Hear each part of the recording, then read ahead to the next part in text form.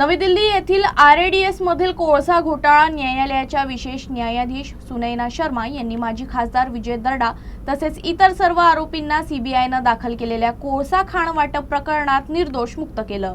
Advocate मुदित जैन यांनी विजय दर्डा, देवेंद्र दर्डा, मनोज कुमार जयस्वाल आणि संबंधित कंपनीचे प्रतिनिधित्व केले, तर ॲडव्होकेट युगांत शर्मा यांनीही आरोपींच्या वतीनं बाजू मांडली। हे प्रकरण विशेष महत्त्वाचे मानले जाते कारण कोळसा ब्लॉक वाटप प्रकरणांमध्ये सीबीआयने दाखल केलेले पहिलेच आरोपपत्र होते। सीबीआयचा आरोप होता की messrs AMR Aryan and steel private लिमिटेडनं कोळसा मंत्रालयाकडे सादर केलेल्या अर्ज आणि अभिप्राय फॉर्ममध्ये खोटी माहिती देऊन सरकारची फसवणूक करण्याचा प्रयत्न केला आहे आणि बंदर कोळसा ब्लॉक मिळवण्यासाठी तत्कालीन कोळसा सचिव HC गुप्ता यांच्यासोबत कट रचला।